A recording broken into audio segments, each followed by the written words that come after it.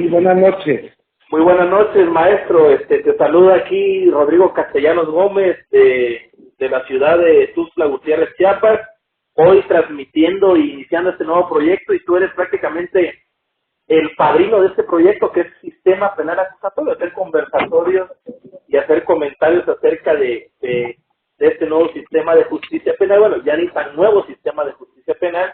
Y hoy iniciamos precisamente el episodio número 1, aprovechando la tecnología, será por audio, y esperamos ir con el tiempo, ir mejorando. Te voy a presentar, maestro. Tenemos en la línea telefónica al maestro Francisco Antonio Lembo Rosales. Él es originario y radica en el Estado de México. Voy a permitirme leer una breve síntesis curricular para que los compañeros que vayan a ver, que vayan a escuchar este audio posteriormente, pues puedan identificar de quién es nuestro primer invitado en este día. Les comento, hoy es 18 de febrero de 2017 y son aproximadamente las 11 de la noche con 9 minutos porque las cuestiones de trabajo pues impiden poder realizar el conversatorio en otro horario, ¿no? Entonces nos tenemos que ajustar a un horario. Bueno, les comento, la persona que tengo en la línea es Francisco Antonio Lembo Rosales. Él es egresado de la Universidad Nacional Autónoma de México, donde obtuvo el título de licenciado en Derecho con mención honorífica, figurando dentro de los 3 primeros lugares de su generación. Es maestro en Derecho Procesal en el Sistema Penal Acusatorio, grado que obtuvo con mención honorífica en el Centro de Estudios de Posgrado. Es doctorante actualmente de la misma institución. Ha ocupado diversos cargos, entre otros, asesor jurídico del director general de reclusorios del Distrito Federal, asesor jurídico y secretario particular de la fracción parlamentaria independiente del Congreso de la Unión. También es miembro honorario del Consejo Técnico del Ceneval para la elaboración de examen nacional de conocimientos de la carrera de Derecho. Recibió en el año 2013 el premio a la excelencia docente José Vasconcelos, otorgado por trae unas siglas aquí que es FINPES, Federación de Escuelas Particulares de Estudios de Nivel Superior de todo el país. Fue capacitador certificado por la CETEC en el sistema de justicia oral, capacitando a miembros de Procuradurías y Poder Judicial Federal y común en todo el país. Impartió diversos diplomados en la Cámara de Diputados del Congreso de la Unión y escribe para editoriales El Eje y para Flores Editores.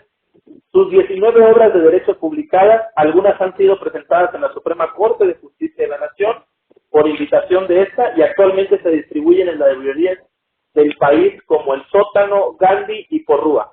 A la par de sus actividades académicas, siempre ha sido abogado postulante y defensor particular. Pues me da mucho gusto, maestro Lembo, que me hayas tomado la llamada de tenerse en la línea y de ser la persona que abra este proyecto interesante del sistema penal acusatorio y que te hagan comentarios, ¿no? Me llama mucho la atención que al leer tu currículum, maestro, has estado, pues, en las dos partes, ¿no? Te ha tocado estar bajo la administración, te ha tocado ser y eres actualmente académico, pero también ves la realidad de todo esto a través de ser postulante en abogacía, de ser también litigante.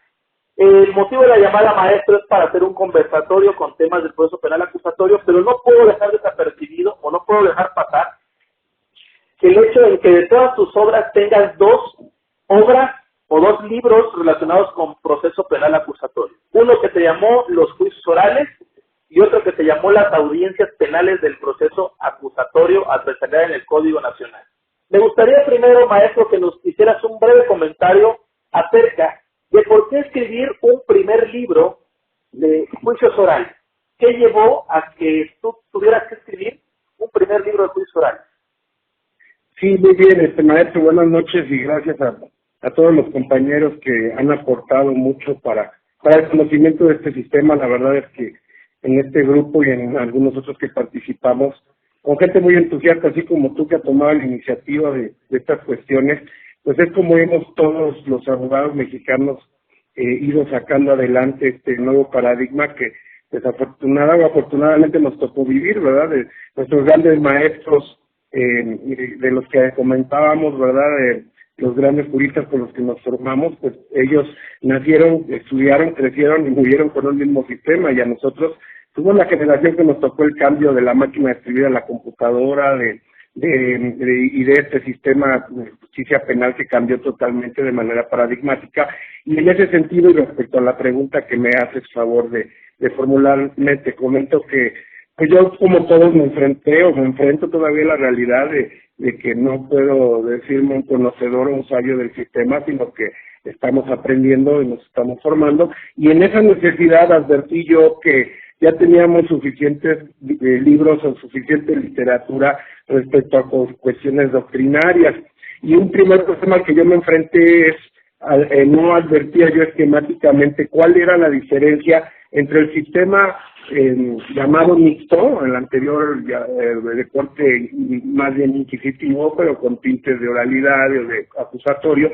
Advertí que no podía yo todavía en principio establecer cuál era la diferencia entre uno y entre otro. Y empezaron los corrillos hace ya algunos años, 9, 8 años que empezó esto en el Estado de México, respecto a, no hombre, pues es lo mismo, lo único que va a pasar es que ahora te van a grabar, pero es exactamente igual, y muchos abogados se creyeron eso y se empezaron a aventar a las audiencias sin estar debidamente capacitados, y obviamente con las consecuencias consabidas que todos hemos visto de algunas cuestiones hasta pues, muy graves, ¿no?, de ignorancia del sistema. Entonces, yo quise partir primeramente de establecer bien y que entendiéramos cuál era la diferencia entre las etapas procedimentales del anterior sistema y el actual. Pero sobre todo detecté ahí la necesidad en cuanto a que no se podía concretizar cuál era la diferencia. En ese libro yo advertí y trata fundamentalmente sobre, a mi punto de vista, la principal diferencia es que en el sistema anterior, desde la etapa de la llamada averiguación previa, se recababan pruebas.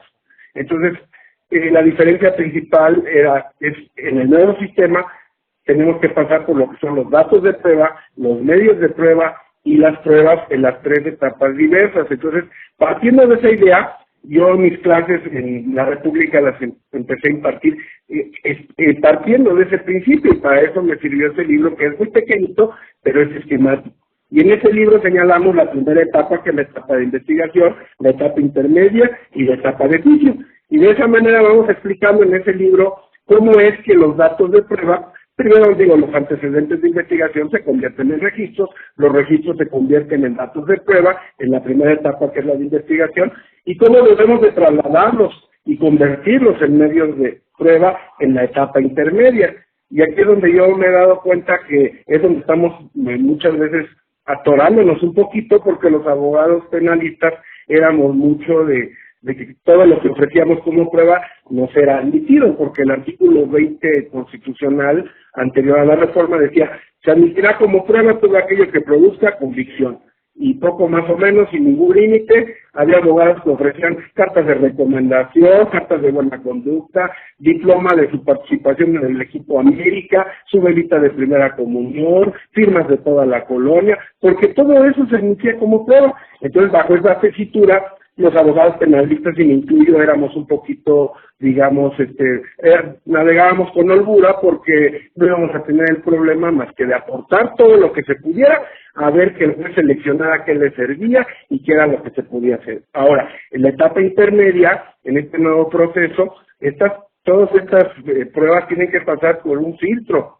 Yo comento incluso en mis clases que el proceso penal se ha civilizado. Es decir, ya se convirtió como el derecho civil, que hay que cumplir con ciertos requisitos de ofrecimiento para la admisión, la preparación y el desahogo de las pruebas. Entonces, aquí es donde está el meollo del asunto. Yo puedo haber ofertado un dato de prueba, sea yo defensor, sea yo Ministerio Público, pero si yo no lo sé llevar correctamente y lo sé convertir a medio de prueba, o desde que yo lo recabé como dato, no tuve el cuidado de prever su legalidad, su licitud, o todos los aspectos que marca el nuevo sistema, simplemente no lo voy a poder llevar como medio de prueba, y no va a poder, por ende, llegar a juicio y convertirse en prueba, y con eso poder sentenciar a una persona o destruir la presunción de inocencia con la que viene. Entonces, yo todas mis conferencias o los cursos que imparto, parto de esa diferencia cuando los compañeros apenas están iniciando.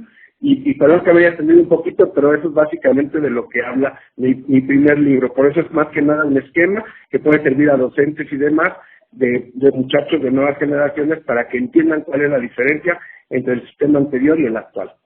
Perfecto, maestro.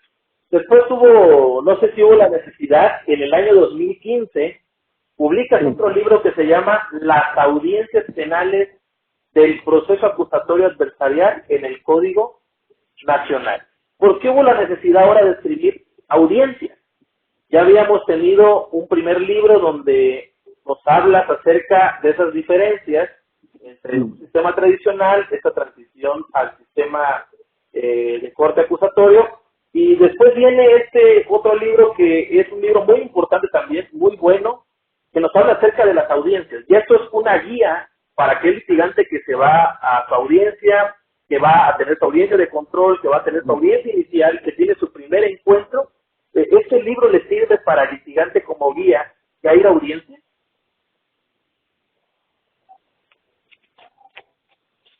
Bueno. Sí, maestro, ¿me escuchas?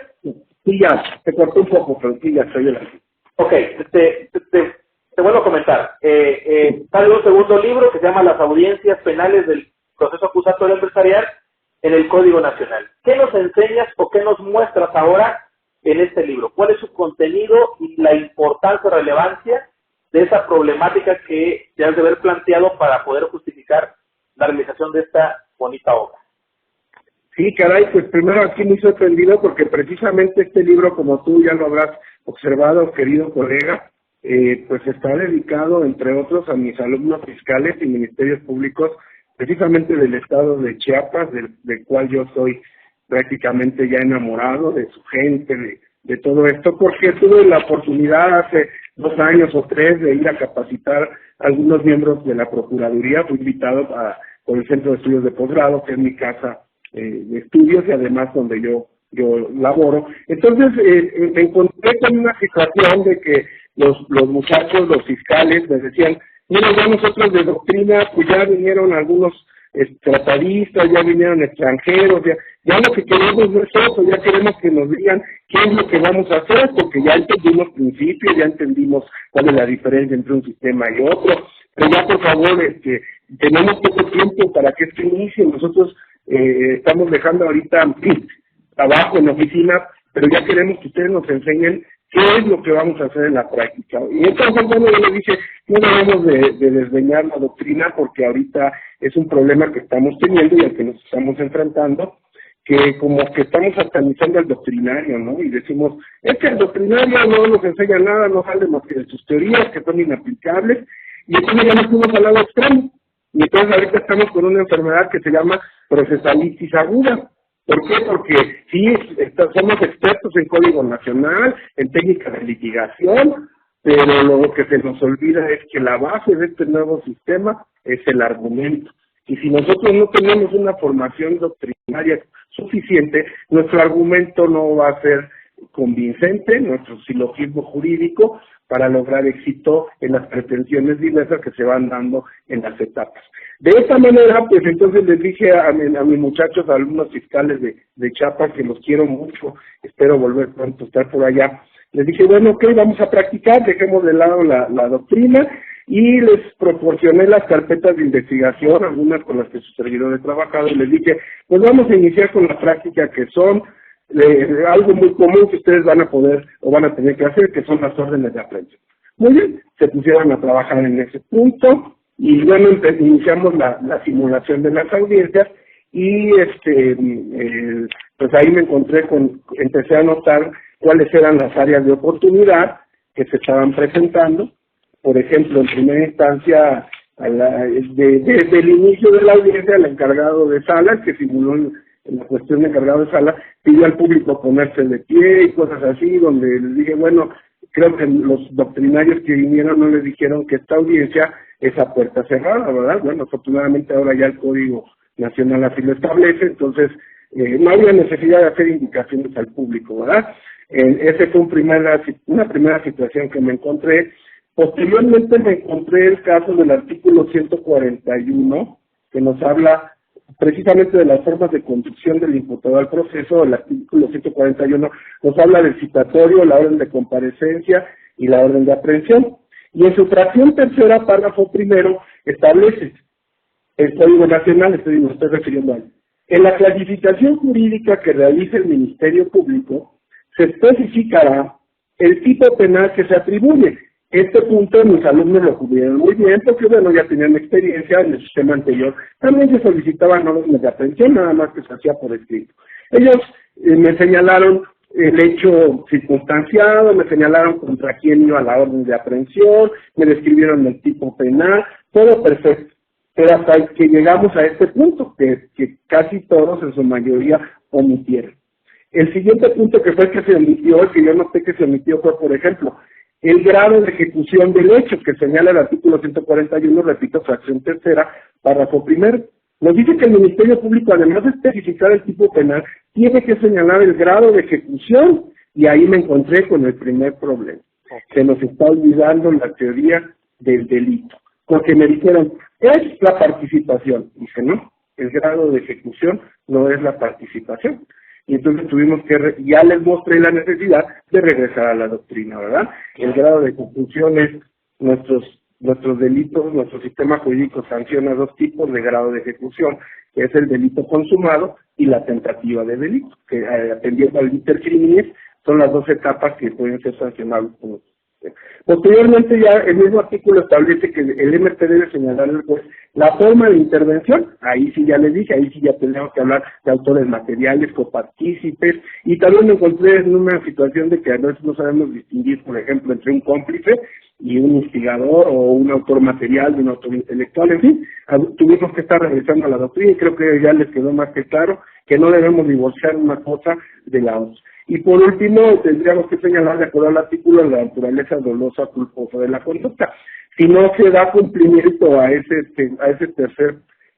primer párrafo de la fracción tercera del 141, simplemente pues no se está dando cumplimiento a lo que la ley señala, y los jueces con todo derecho, sabemos que algunos son más quisquillosos que otros, algunos llegaban a decir, no ha dado usted cumplimiento a lo que la ley establece, por lo tanto no se obsequia en la orden. Pero hay algunos otros que dicen, le llaman la atención sobre el particular, y a veces en la misma audiencia se subsana, que creo que es lo más conveniente, pero no hay necesidad de ello si somos cuidadosos con eso. Bueno, este primer ejemplo me colocó en la necesidad de establecer o hacer un cuadro tipo checkout, cuando a veces uno tiene muchas cosas que hacer, uno hace una agenda y ahí va poniendo, a las 10 de la mañana me toca esto, a las 11 de la mañana me toca esto otro. Entonces yo de ahí tomé la idea para desglosar audiencia por audiencia en un cuadro de tipo checkout, cuándo iba a intervenir el Ministerio Público, cuándo iba a intervenir el defensor y cuándo iba a intervenir el juez. Algo así como un guión de una obra de teatro, ¿verdad? Pero este guión más que artístico es jurídico, porque a la par de decirte quién va a intervenir, te va a decir cuál es tu intervención a grandes rasgos y cuál es el fundamento de tu intervención, incluso, repito, la del MP, la de la defensa y la del juez. Entonces esto nos empezó a ahorrar un poco de trabajo, porque como el sistema es novedoso, pues todavía no memorizamos artículos, entonces o checábamos el código o checábamos nuestra carpeta, y eso empezó a generar otro problema. Problemas que ahorita se están enfrentando todos los ministerios públicos, que es que el Poder Judicial Federal está decretando la reposición vía amparo de las audiencias, porque dicen algunos jueces federales que se está violando el principio de oralidad. Toda vez que el Ministerio Público está leyendo los datos de prueba para incorporarlos tanto en la imputación como en la vinculación, y esto ha generado que se concedan amparos para efectos de reposición y que se privilegie este principio de oralidad, que dicho sea de paso, no comparto este criterio de los juzgados federales, porque la oralidad no es un principio. Si gustas más adelante lo comentamos, pero también son algunos de los puntos que toco en este libro. Claro. Y así desgloso 25 posibles audiencias, que entiendo no son las únicas, ¿verdad? Pero son las más comunes. Conforme va avanzando el proceso nos hemos dado cuenta que hay algunas otras más.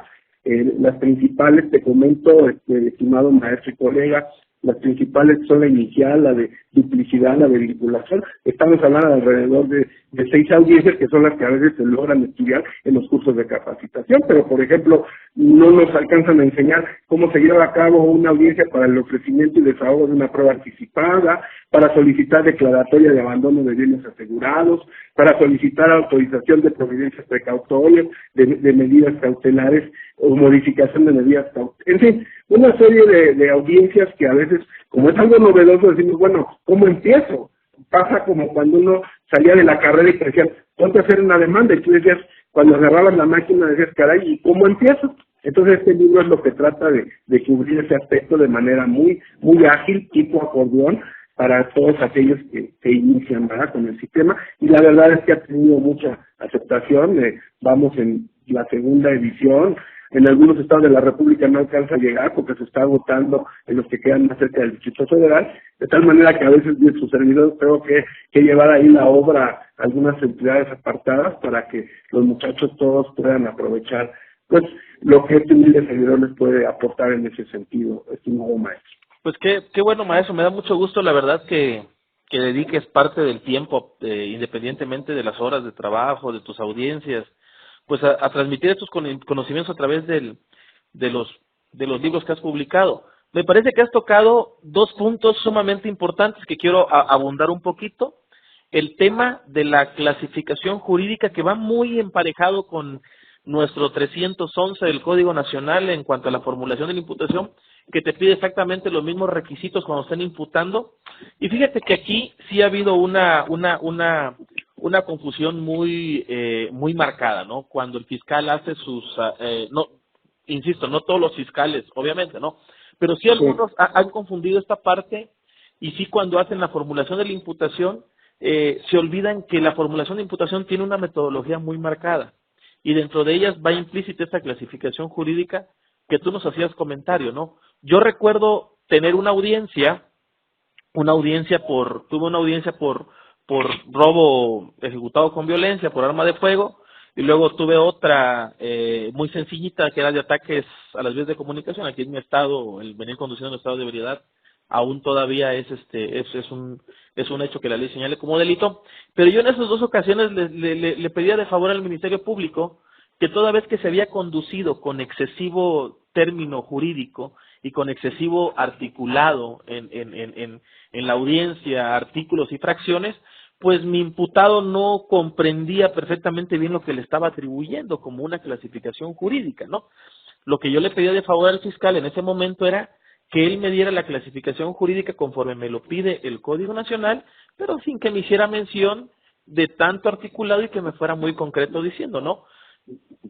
Yo le marqué y le dije, dime por favor el tipo penal, el grado de ejecución del hecho, el grado de intervención y la naturaleza dolosa culposa de la conducta, y me volvió a decir otra vez toda la imputación por completo. Ya te la voy a hacer llegar ahí por correo para que tú la puedas observar esa parte, y ahí hay una confusión, no confunden, por ejemplo, él me decía que era un dolo directo en el modo de ejecución, se empezó a equivocar en muchas cosas y dije, híjolas, aquí siento que sí tenemos que reforzar un poquito y cómo la doctrina sí sirve mucho, sobre todo la dogmática penal, para ir comprendiendo estos temas que, si bien es cierto, forman parte de algo práctico, pero pues si no conoces muy bien la parte dogmática o no conoces muy bien lo que tú bien señalas como teoría del delito, bueno, pues vamos a tener problemas cuando los defensores o otras personas o el juez incluso solicita algunas precisiones con respecto a esto, ¿no? Y otro punto importante que tocas, maestro, es el tema del 44 del Código Nacional que bien señalas, ¿no? Acerca de la excesiva lectura que se da a veces en audiencia cuando el fiscal del Ministerio Público pues va a invocar sus datos de prueba, ¿no? Toma la carpeta y de la carpeta lee textualmente todo, y eso ha generado un poquito de inconformidad, al menos con algunos defensores, porque dicen, se ha violado el 44 del código, el 44 del código dice no leas. O sea, explícame el contenido del dato, pero no me leas. Y sin embargo, se ha caído un poquito. Recordemos audiencias en Chihuahua, te hablo de 2009, cómo los fiscales llevaban hojas completas donde todo lo que tenían que leer, ¿no? Esto aparentemente había una violación a esta característica de la oralidad. Yo coincido contigo, no comparto la idea de que la oralidad sea un principio, porque si nos remontamos desde la gestación, desde las 10 iniciativas de decreto a la reforma constitucional y todas las lecturas que se dieron en la Cámara de Diputados, luego en la Cámara de Senadores, los debates, quedó muy pactado, muy establecido que la oralidad no era un principio, era una característica que iba a ayudar mucho a la contradicción en audiencias a través de la inmediación. Había quedado muy marcada esa parte. Pero, ¿qué opinas al respecto? Y aquí sí me gustaría escuchar tu opinión. ¿Qué opinas al respecto? ¿Estás de acuerdo con la lectura en audiencia de los datos de prueba donde el fiscal los tome y los tenga que leer? ¿O propones algo más ágil para pues que no caigamos en la lectura partiendo de lo que establece el 44 de nuestro Código Nacional, que es prohibición de lectura, salvo los supuestos que maneja, ¿no? Refresco de memoria, superar o evidenciar contradicciones, salvo esos casos en particulares. ¿Cuál es tu postura al respecto sobre esta situación de que si debemos leer o no debemos leer, o es una situación tan sencilla que nos hemos estado complicando? Sí, en realidad, como tú bien lo refieres, es una situación muy sencilla, pero yo al menos llevo los 6 años que estoy capacitando, invariablemente en todas las maestrías, las clases, tocamos este punto, porque sí nos hemos ido a ambos extremos, ¿verdad? Desde establecer que hay prohibición de lectura, lo cual yo considero, te voy a dar mi punto de vista, que es totalmente cuestionable y falible, porque si algo hay cierto en este sistema es que nadie tiene la razón todavía, y quien lo diga, pues está siendo más honesto que una lectora de mano, que una gitana, ¿verdad? Porque aquí no hay verdades absolutas, todas las opiniones se valen, y en ese sentido quiero declararme en este momento humilde alumno, ¿verdad? Pero el punto de vista que yo tengo al respecto, aunque a veces no podrá ser compartido, y sobre todo con los órganos de justicia, es el siguiente que te manifiesto. Cuando tú, como tú bien refieres, la oralidad no es un principio, y eso lo podemos checar en el artículo 20 constitucional, y es trasladado al artículo 4 del Código Nacional, donde nos dice que el proceso penal será acusatorio y oral, y se observarán los principios de publicidad, contradicción, concentración, continuidad e inmediación. De tal manera que tenemos 5 principios, que son los que acabo de mencionar, pero yo entonces determiné y dije, bueno, entonces, ¿qué es la oralidad? Porque aquí dice que es una característica, pero jurídicamente la ontología, la filosofía nos dice, hay que determinar primero la naturaleza de qué es esto. Y yo me encuentro que en el artículo 44, que es el que estamos comentando, corresponde al título 5, que dice actos procedimentales. Enseguida encontramos que dice capítulo 1, formalidades. Y el artículo 44 inmediatamente establece oralidad de las actuaciones procesales. De esta manera, yo he llegado a colegir que la oralidad es una formalidad, y como formalidad, entonces entra bajo el concepto de los artículos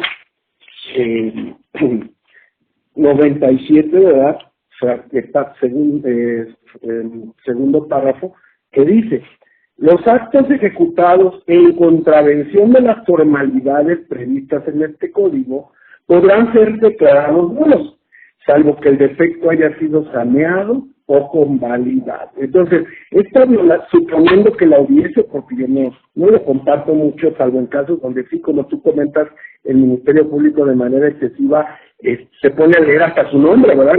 Ni siquiera sabe su nombre o de dónde viene, y eso sí ya es excesivo, ¿verdad? Pero sí también me parece que, y siempre lo he comentado así, que estamos un poquito exagerando, porque se nos olvida el mundo del ser.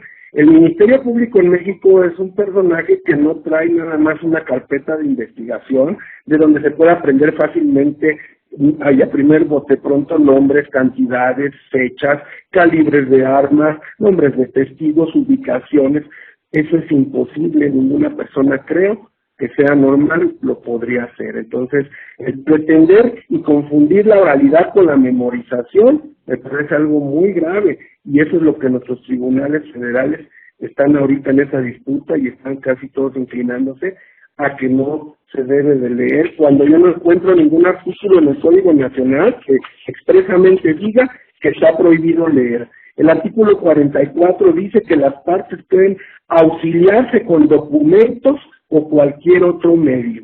Entonces nunca prohíbe la lectura, al contrario, permite el auxilio, ¿verdad? Ahora, volviendo al punto de la nulidad, el artículo, ya entendimos entonces que si hubiese una violación al principio, a la formalidad o la oralidad, entonces esta debió, conforme al 97, segundo párrafo, haber sido saneada por parte del juez o de la persona que se dice afectada o dolida, en este caso el imputado o su defensor, en la misma audiencia, porque el artículo 99, que nos habla del saneamiento de estos vicios formales o estas violaciones a las formalidades, el artículo 99 en su segundo párrafo dice, en su tercer párrafo, la autoridad judicial podrá corregir en cualquier momento, de oficio o a petición de parte, los errores puramente formales contenidos en sus actuaciones o resoluciones, respetando siempre los derechos y garantías de los intervinientes.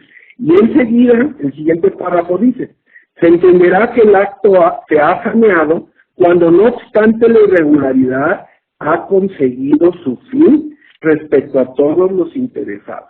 Aquí me voy a ver también otra vez mi doctrinario y filosófico. La finalidad es parte de la teleología. ¿Cuál es la finalidad de que el Ministerio Público haga del conocimiento del imputado y de su defensor y del juez los datos de prueba, los registros que obran en la carpeta? Precisamente es esa, que el defensor y el juez conozcan el contenido de esos datos de prueba. Y ese conocimiento debe de ser preciso, de tal manera que si nosotros le pedimos al Ministerio Público que memorice, estamos en un grave riesgo de que esos datos sean imprecisos. Invariablemente se le tiene que permitir la consulta de la carpeta, porque si no, entonces también, ¿para qué tenemos una carpeta? Que se registre todo en la memoria y que los ministerios públicos vayan y reciten de memoria, como ocurre en las películas de Hollywood, lo que sepan del asunto. Eso provocaría una grave inseguridad jurídica. De tal manera, entonces, que si el imputado y su defensor se han enterado y han escuchado los datos de prueba, aún si hubiesen sido leídos, pues la finalidad de la que habla el artículo 99 en su cuarto párrafo ha quedado cumplida porque ellos se han enterado del contenido de esos datos de prueba. Ahora bien, el artículo 100 del Código Nacional establece que los actos ejecutados con inobservancia de las formalidades, como sería el caso de cuando no se observa la formalidad de la oralidad y el Ministerio Público lee en exceso, ¿verdad? Entonces, ese acto está ejecutado en contra de esa formalidad, pero nos dice el artículo 100 que quedarán convalidados, y dice la fracción segunda, cuando ninguna de las partes haya solicitado su saneamiento en los términos previstos por este código. Entonces, si la audiencia concluyó y el abogado defensor o el juez no hicieron hincapié en que se violó esa formalidad de la oralidad, el vicio queda convalidado. Y no se puede, como ha ocurrido, yo considero, desde mi punto de vista, acudir al amparo porque no se ha agotado el principio de definitividad.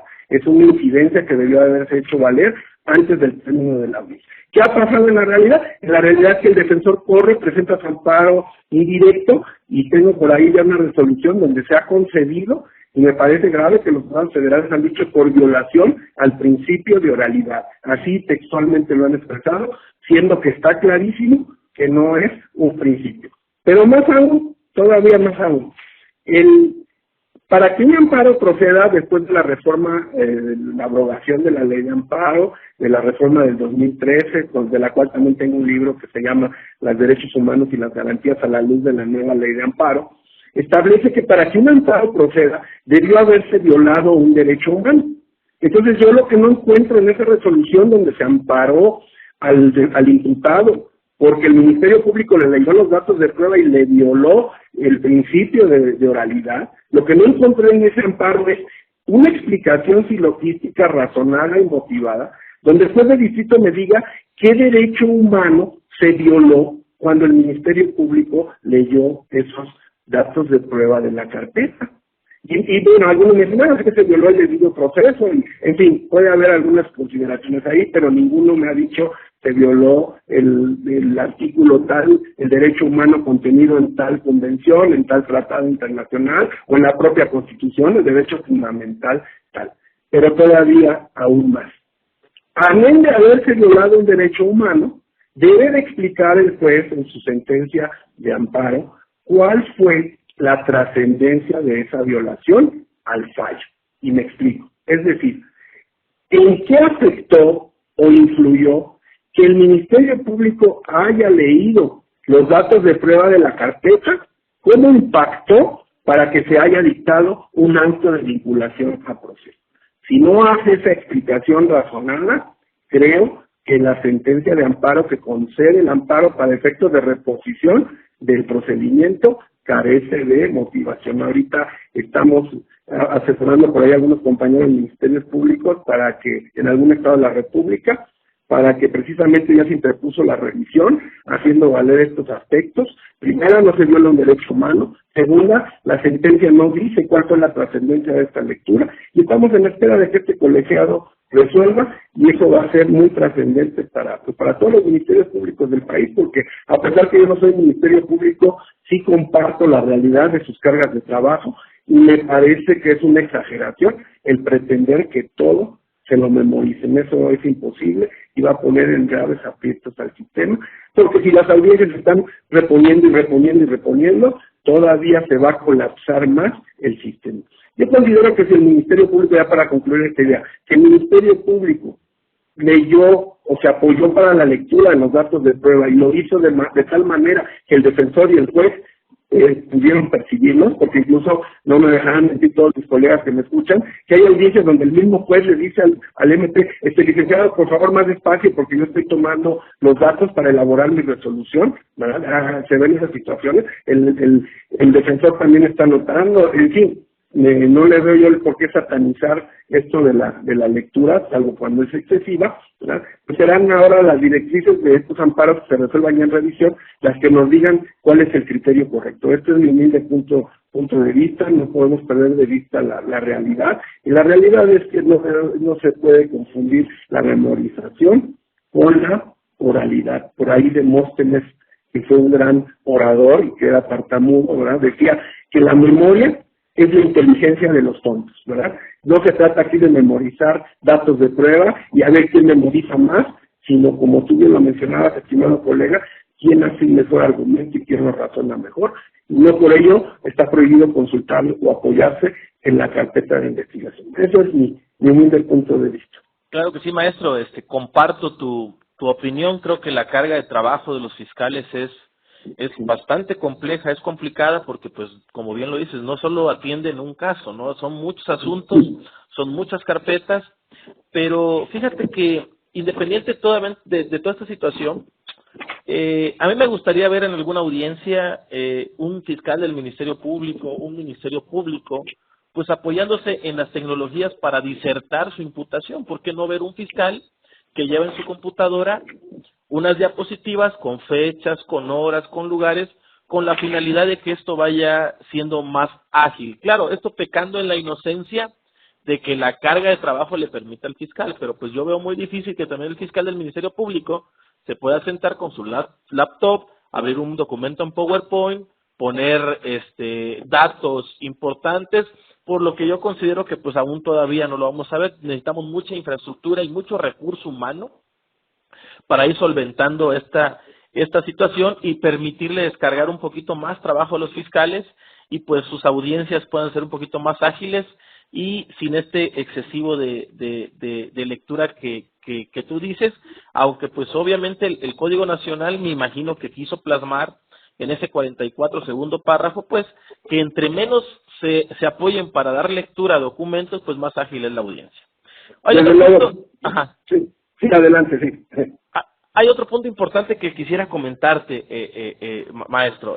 Fíjate que el 397, siguiendo con esta línea de la oralidad y de los argumentos, el 397 del Código Nacional, que nos habla acerca de las actuaciones o decisiones de las partes o la autoridad, nos habla ya acerca de que tanto el fiscal como la defensa no es necesario que en audiencia hagan excesivos esta fórmula numérica de invocar muchos preceptos legales dentro de la audiencia. Es algo que yo he comentado mucho, incluso lo he publicado en las redes sociales, que yo soy de la idea que para las audiencias del sistema acusatorio, no sé si tú lo compartes, me gustaría también escuchar tu punto de vista al respecto, pues ya no es necesario estar invocando en la audiencia que con fundamento en el artículo tal constitucional, en el 311 o 309 del Código Nacional, en la ley orgánica de la Procuraduría, en tal cosa, pues para que al final vengamos diciendo, es que voy a solicitar formular la imputación. ¿Por qué no hacerlo de manera directa en vez de dar tantos enunciados de números en audiencia, ¿no? Cuando el mismo Código Nacional nos ha permitido de que lo hagamos libremente sin estar invocando tantos preceptos legales. Ahora, no ignoro que en el argumento que estén virtiendo las partes no apliquen el contenido de la norma. Me explico, es decir, no necesito decir que el artículo 311 dice que voy a formular imputación porque basta con solo que lo diga, formular imputación. O no necesito decir que el 217 del Código Nacional te prevé requisitos para que para que algo se pueda tomar en cuenta como un registro de investigación. Basta con que yo diga que el Código Nacional maneja como características que todo registro de investigación pues tenga fecha, hora, lugar, sin necesidad de que yo invoque el artículo. Entonces, yo creo que ese excesivo lenguaje de números en audiencia ha propiciado también ahí que perdamos tiempo por estar invocando todos estos artículos, cuando ese artículo, el 397, ha sido muy claro en decir que si hay duda con respecto a un argumento en la cual no comparto, y dices, es que ese artículo que tú citaste de manera letrada no dice eso, lo podamos discutir. Yo creo que el código, si bien es cierto, nos envía como un mensaje ahí directo en decir, ¿sabes qué? No hagamos tanto rollo y vayamos concreto a lo que es, ¿no? Explícamelo y dímelo. Me gusta mucho lo que tú puedas argumentar como fiscal, lo que tú puedas argumentar como defensa, pero pues ya no nos enredemos tantos con artículos, vamos directo, pero sin ignorar de advertir el contenido del mismo artículo. No sé qué tú piensas sobre este artículo en particular, si ese es el mensaje que tú también ves en este artículo, o si compartes la idea de que se sigan manejando articulados durante la disertación de las partes. Sí, no, totalmente de acuerdo contigo. Creo que sí hay cosas en las que sí podemos ir simplificándonos y avanzando un poquito, y una de ellas es esa, ¿verdad? Se presume, y esto tiene mucha relación, como tú lo mencionas al principio, de lealtad y buena fe. Cuando uno está haciendo ese tipo de actos, pues entiende que no es necesario, como lo permite el mismo 397, que todo se esté fundamentando. Sin embargo, aquí establece una excepción que dice, salvo los casos que alguna de las partes lo solicite. Seguramente ustedes se han percatado en audiencias donde alguien te avienta una fundamentación y te pones a checar y dices, oye, esto no tiene nada que ver con lo que me está solicitando, y por no tener a veces ese cuidado, ese manejo todavía expedito del código, nos ponemos a dar cumplimiento al requerimiento que nos están haciendo, sin siquiera darnos cuenta que lo que nos están pidiendo no tiene sustento a veces en la ley. Entonces, pero sí, desde luego, totalmente, creo que se ha abusado un poquito de este recurso de la fundamentación, no es del todo necesario. Más conforme esto va avanzando, vamos entendiendo que las partes ya conocen qué actos están permitidos o no. Pero desde luego resultará indispensable cuando exista alguna controversia respecto a cuestiones procedimentales o de fondo, y en esos casos invariablemente tendremos que recurrir a la fundamentación para que prospere nuestra petición. Yo siempre les he enseñado en los cursos de argumentación jurídica que hasta ahorita el método muy acertado pues es el silogismo, y el silogismo que todos manejamos y realizamos en nuestro sistema se reduce a la fundamentación y motivación, que en el caso del juez y del Ministerio Público pues cobra mayor relevancia porque ellos están obligados a fundar y motivar sus resoluciones, sus actos, sus disposiciones, a diferencia de la defensa, que no está obligada a hacerlo, pero que sería deseable, ¿verdad?, para que cuando yo hago una solicitud quede constancia de que esta tiene un sustento legal. Pero si no, invariablemente coincido en que podemos ir avanzando, quitándonos un poco de cuestiones muy generales, y ahí ahorraríamos mucho tiempo en las audiencias. Ahí estoy de acuerdo contigo. Ok, maestro Lermo, ya para ir terminando, seguramente van a quedar muchas preguntas al aire. Yo creo que podemos hacer una segunda parte de esto. Ya casi son las 12 de la noche. Lo bueno que mañana es domingo, no sé si a ti te toca descansar. Por lo menos yo descanso mañana, no me toca clases ni nada de eso. Pero pues seguramente van a haber muchos temas más en el tintero. Cómo se convierte un registro de investigación antecedente, en qué momento se le puede determinar antecedente de investigación a un registro de investigación, cuándo adquiere el nombre de dato de prueba, cómo el juez de control valora un dato de prueba, cómo se valora un medio, cómo se valora ya el medio de prueba desahogado en juicio. Bueno, seguramente van a haber muchos, pero muchos temas y van a haber muchas oportunidades, pero me gustaría hacerte una pregunta ya para ir finalizando este primer episodio del proceso penal, del sistema penal acusatorio, que sería lo siguiente. A más de 8 años, mi estimado maestro Lembo Rosales, a más de 8 años de reforma constitucional, ¿cuáles serían las reflexiones o cuáles serían, digamos, los puntos débiles y los puntos buenos que han tenido todos los operadores del proceso penal acusatorio? Te hablo de juez de control, de tribunal de enjuiciamiento y otro tema muy delicado, ¿cómo están resolviendo los asuntos los tribunales de alzada en materia de apelaciones? Es una situación muy preocupante. Te voy a comentar algunas situaciones que han pasado aquí en Chiapas. ¿Cómo están resolviendo estas cuestiones ellos? ¿Cómo está trabajando el fiscal del Ministerio Público hoy en día? ¿Cómo se tiene que preparar la defensa? Hay una diferencia entre el defensor del sistema tradicional con el defensor ya ahora en el sistema acusatorio. ¿Qué ha pasado con el asesor jurídico de víctimas? Yo sé que no se pueden abordar todos estos personajes. Me gustaría que tú escogieras uno de estos sujetos del procedimiento o sujetos parte del procedimiento y tú dedicaras unos minutos para comentarnos qué reflexiones se merece uno de estos personajes a más de 8 años ya de reforma constitucional. Sí, sin duda, yo diría que la principal que atañe a todos es la capacitación. Este nuevo sistema nos volvió a todos de nuevo estudiantes. Yo reitero que no soy más que un humilde estudiante que emite aquí su opinión y que esta no es desde luego ni pretende ser la correcta. Y así en ese tenor estamos todos, incluso los jueces, como tú bien lo mencionas, estimado colega. Hemos encontrado que con esto se ha malinterpretado la libertad de valoración, y yo en muchas audiencias me he encontrado que los jueces me dicen, bueno, su argumento me parece adecuado, pero mi criterio, a mi consideración, y entonces, bueno, decimos, bueno, es que el sistema les permite la libre valoración. No, la valoración, aunque se establece una libertad, establece el mismo código y la lógica jurídica y los principios constitucionales, debe tener un sustento lógico, debe de estar fundado en las máximas de la experiencia, debe de haber un razonamiento, de tal manera que el juez no puede ser arbitrario y decir, bueno, pues mire, todos los datos de prueba apuntan a que hay una duda, pero a mí me parece que porque el señor titubeó, o porque se puso nervioso, o porque está todo tatuado, el sistema de íntima convicción me dice que él es responsable y por tanto lo sentencio. Y tristemente, no me dejaron mentir mis colegas y tú mismo, maestro, que practicas, en muchos casos nos hemos encontrado con eso, ¿verdad? Yo ahorita tengo un asunto donde precisamente el juez me dijo, bueno, pues sí, licenciado, pero si yo le excluyo las pruebas al Ministerio Público porque son ilícitas, se va a quedar sin pruebas. Y esa fue su motivación, que tras bambalinas me dijo. Le digo, pues dicen, su señoría, pero entonces usted va a restringir pruebas ilegales nada más para que el Ministerio Público no se quede sin pruebas. Pues estamos entonces en el sistema anterior. No culpo a los jueces porque yo incurro en errores, los MSP incurren en errores, los defensores también, pero a lo que voy es que tenemos todos que construir de la mano un sistema que nos devuelva el orgullo de la tradición jurídica mexicana. Y sí quiero hacer hincapié en esto.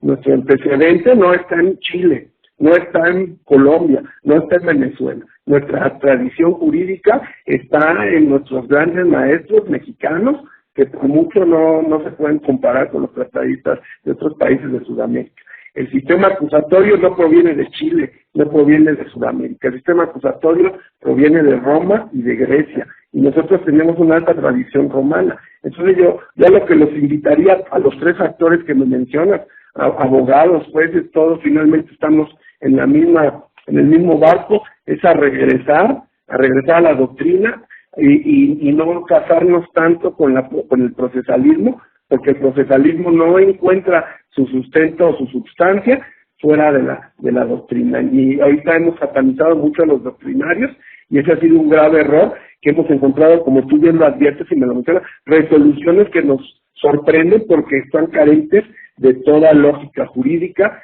no tienen un razonamiento, no tienen un sustento, ni en el derecho sustantivo, a veces ni en el procesal, pero están basados en esto que nos enseñaron, que parece ser la libre valoración, lo cual no es totalmente libre si hacemos un análisis crítico. Hay que estudiar y hay que impulsar todos de la mano, tenemos una gran responsabilidad, somos la generación de la transición, y yo siempre hemos hecho frente como un varios maestros para rescatar esta tradición jurídica mexicana y que no se nos diluyan las manos como está ocurriendo ahorita, porque pues ahora resulta que pues ya los 200 años de nuestra tradición jurídica nacional ya se está diluyendo por otros sistemas comparados que sí nos ayudan mucho, que sí nos dan mucha experiencia, pero que nada tienen que ver con nuestra realidad social, cultural, jurídica y penal de nuestro sistema. Entonces esa es la observación y la invitación que yo haría a todos, y agradecerte a ti que tomaste esta iniciativa, porque precisamente es lo que se requiere, gente con iniciativa, que hagamos esta transición como en su momento a nuestros grandes maestros y juristas lo hicieron y nos legaron este gran sistema, que ahora es responsabilidad de nosotros transmitirlo a las generaciones venideras, maestro.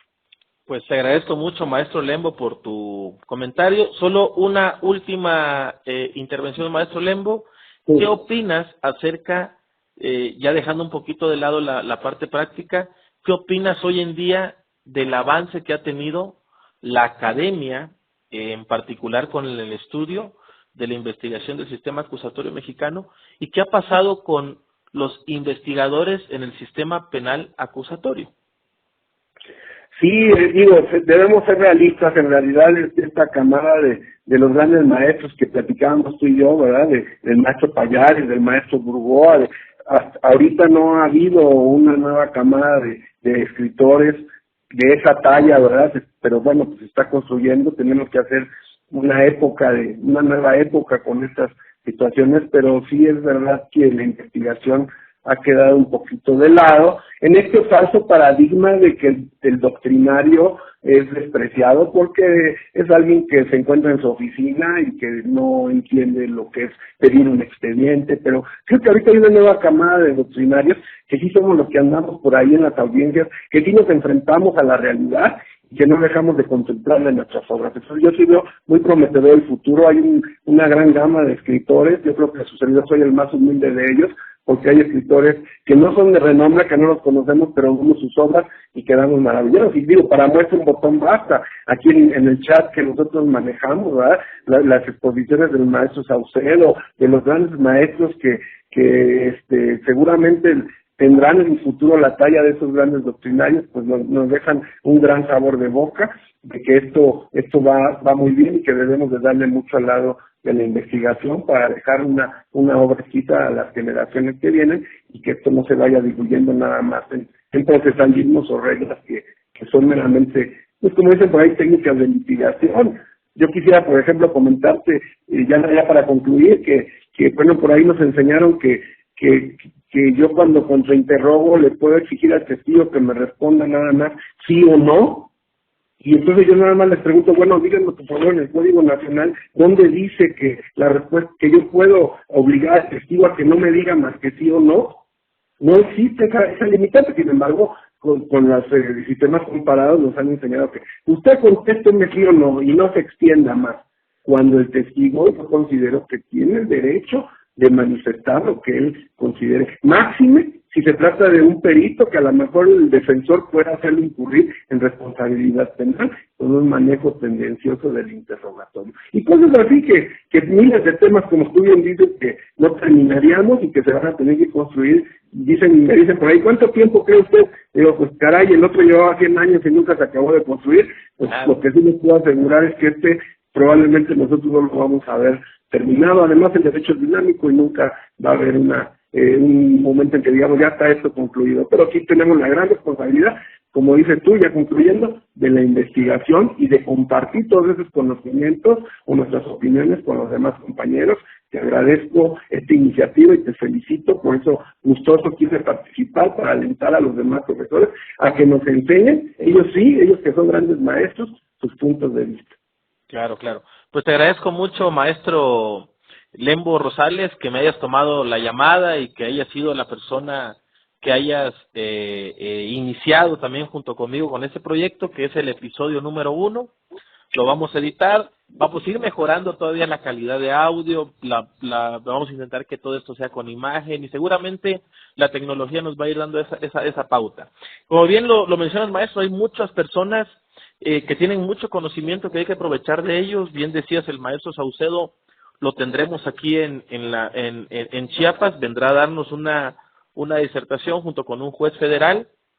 El maestro Villanueva, que pues ya hasta a veces me espanta, ¿no? Que hasta adivina ya quién es nuestro invitado, ¿no? Yo puse en el chat hace un rato, ¿no? Pues tengo ya el invitado, vamos a iniciar con ese proyecto y es autor de 2 libros y rápido me contó el maestro Villanueva, es el maestro Lembo Rosales, ¿no? Ya hasta me da miedo, no sé si es de este mundo o es de otro mundo ya el maestro, pero pues gran maestro Villanueva, sí.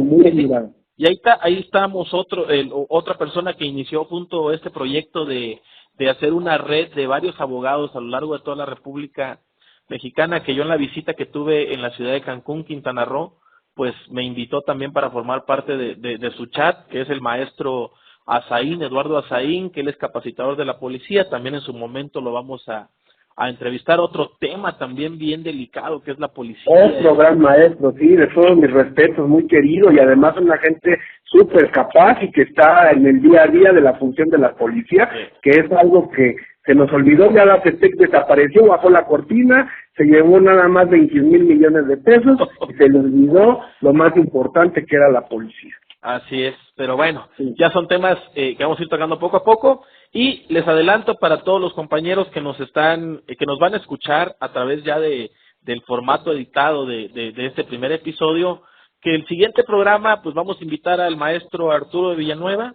aprovechando que él es muy conocedor también de la situación del Ministerio Público, y vamos a tratar el tema de la investigación inicial y muchas cuestiones importantes, desde la función de la policía preventiva hasta la función de la policía ministerial y todos los actos de investigación que va a practicar el Ministerio Público y todo lo que se tiene que desarrollar en una investigación inicial. Maestro Lembo, te envío un caluroso abrazo, bueno, caluroso, frío, está aquí en Comitán, es un lugar frío aquí donde estoy.